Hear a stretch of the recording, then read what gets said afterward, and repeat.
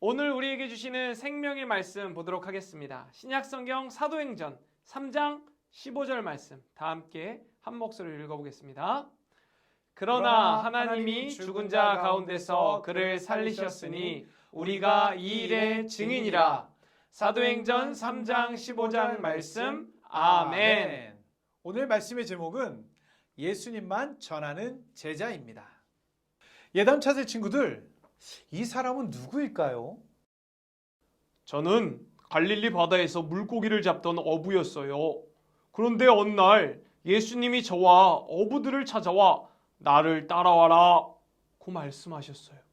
저는 언제나 예수님의 가장 가까이에 머물렀기 때문에 예수님에게 최고로 완벽한 제자가 되고 싶었어요. 그렇지만 사실 돌이켜보면 저는 참 부끄러운 제자였어요.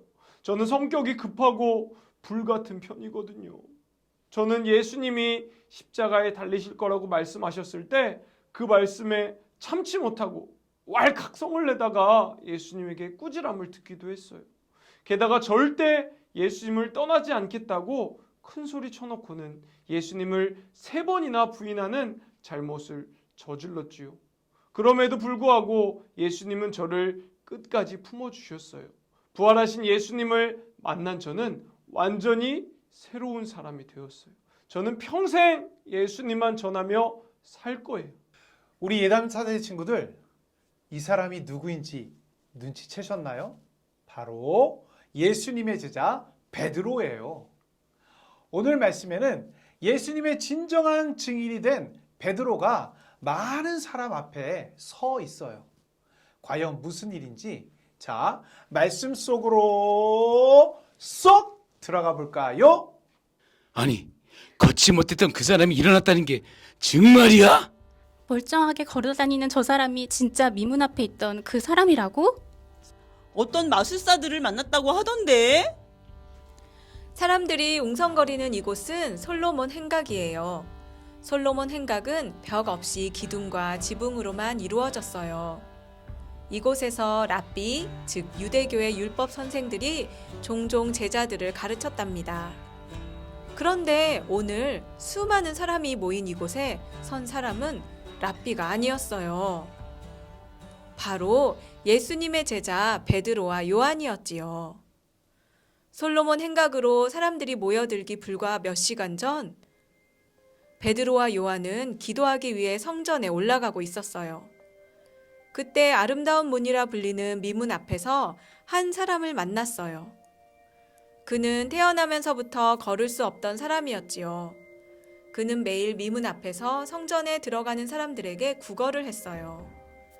베드로와 요한이 미문 앞에 다다랐을 때도 그는 어김없이 두 사람에게 구걸했지요.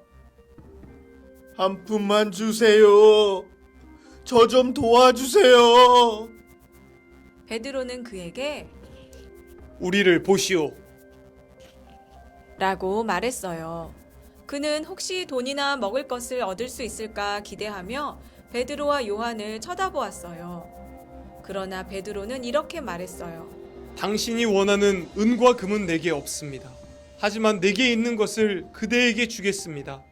나사렛 예수 그리스도의 이름으로 일어나 걸으십시오.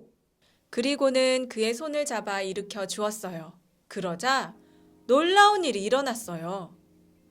걷지 못하던 그의 다리에 힘이 생겨 벌떡 일어나 걷게 된 거예요. 그는 걷기도 하고 뛰기도 하면서 하나님을 찬양했어요. 이 광경을 본 수많은 사람들은 크게 놀라워했지요. 그 소문을 들은 수많은 사람들이 솔로몬 행각으로 모여들었어요. 이 사건을 보고 들은 사람들은 놀라워하며 베드로와 요한을 주목했어요. 저 사람들은 누굴까? 마술사인가? 술렁이던 사람들이 모여들자 베드로는 그들에게 예수님을 전하기 시작했어요. 여러분, 왜 이 일을 놀랍게 여기십니까? 여러분은 우리가 어떤 능력이 있거나 경건해서 이 사람의 병을 낫게 했다고 생각하십니까? 아닙니다. 하나님께서 죽은 자들 가운데서 살리신 그분, 오래전부터 수많은 선지자들이 예언했던 구원자 예수님의 이름이 이 사람을 낫게 했습니다. 우리는 그저 예수님의 일을 증언하는 증인일 뿐입니다. 모두 능력의 예수님을 믿으십시오. 베드로는 기적을 보고 모여든 사람들에게 자신을 드러내거나 우쭐대지 않았어요. 오히려 자신을 낮추고 겸손하게 예수님을 소개했어요. 그리고 예수님의 부활과 복음을 전했지요. 그러자 그곳에서 베드로의 이야기를 들은 사람들이 예수님을 믿게 되었어요. 무려 5,000명이 넘는 사람들이 말이에요. 예수님이 하늘로 올라가신 뒤 베드로는 예수님의 제자로서 많은 일을 했어요. 사람들에게 하나님의 말씀을 가르치고 기적을 행했어요. 사람들은 베드로를 대단하게 여겼지만 베드로는 자랑하지 않았어요. 왜냐하면 그 모든 것이 예수님의 능력이라는 것을 기억했기 때문이에요. 나아가 베드로는 예수님의 제자로서 자신에게 주어진 사명은 예수님을 전하는 것임을 기억했어요. 이렇게 많은 사람을 예수님에게로 인도한 베드로는 예수님의 진정한 제자예요. 예수님을 믿고 따르는 우리 모두 예수님의 제자예요. 제자인 우리는 마땅히 많은 사람들에게 전해야 해요. 예수님을 전하는 방법에는 여러 가지가 있어요. 먼저는 베드로처럼 직접 예수님에 대한 이야기를 들려줄 수 있어요. 예수님은 우리를 사랑하는 분이야. 그리고 우리 죄를 용서해 주시는 분이야. 누구든지 예수님을 믿으면 영원한 생명을 얻을 수 있어. 그리고 예수님에게 인도할 수 있어요. 이번 주에 우리 교회에서 예배드리지 않을래? 마지막으로 행동으로도 예수님을 전할 수가 있어요. 아픈 친구가 있다면 그 친구에게 찾아가서 내가 너를 위해 기도할게. 라고 말할 수도 있고, 어려운 일을 당한 친구에게도 나는 항상 너를 응원해. 너는 하나뿐인 특별한 사람이야. 라고 격려할 수 있어요. 예수님의 말씀대로 먼저 사랑하고 배려하고 위로하는 것이 곧 예수님을 전하는 방법이랍니다. 여러분의 용기 있는 말 한마디, 행동 하나하나가 놀라운 기적의 시작이에요.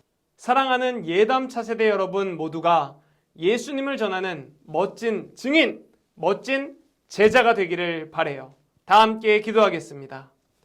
사랑과 은혜가 풍성하신 하나님 아버지, 우리를 예수님의 제자로 불러주시고 복음의 증인으로 살도록 인도해 주시니 감사합니다. 베드로처럼 예수님에 대해서 복음의 이야기를 들려주고 친구를 교회로